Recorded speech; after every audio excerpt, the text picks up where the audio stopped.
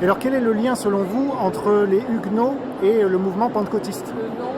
Bien, le lien, je l'ai cherché pendant plusieurs années parce que pendant les persécutions avec les dragonnades en particulier, suite aux préparatifs et à l'abolition de l'édit de Nantes par Louis XIV à la fin du XVIIe siècle, il y a eu tout ce mouvement prophétique qui s'est déclenché. On ne sait pas trop par quelle vertu, personne n'a été enseigné pour ça. Et ça va commencer avec Isabeau Vincent, qui, la nuit, pendant qu'elle dort, c'est une jeune fille qui a 13 ans, qui n'a pas étudié dans la langue qu'elle parle, le provençal, elle ne sait même pas quoi que ce soit de la Bible là-dedans. Et pendant qu'elle dort la nuit, toutes les nuits, elle parle. Alors, vous aussi, vous parlez certainement la nuit quand vous dormez, mais vous parlez 5 secondes, 15 secondes. Elle parle 1 heure ou 2. Et dans une langue qu'elle n'a jamais apprise. On va faire venir des voisins, comme ça arrive souvent.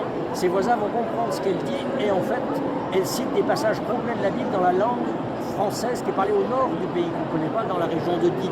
Ça se passait dans les Hautes-Alpes, en fait, ça.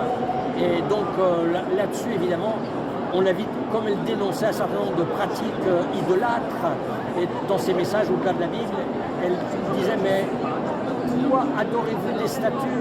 Moi, j'ai donné ma vie pour vous, je suis mort à votre place.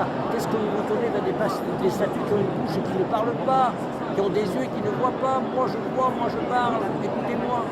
Et donc, cette jeune fille va être emprisonnée parce que ça dérange les autorités. Enfin, emprisonnée. On va la soigner parce qu'elle est prétendument folle. Donc, elle finira sa vie à l'hôpital psychiatrique de Valence, d'ailleurs.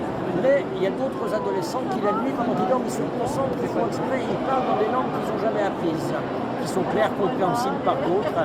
Et c'est un peu le début de ce pentecôtisme aujourd'hui.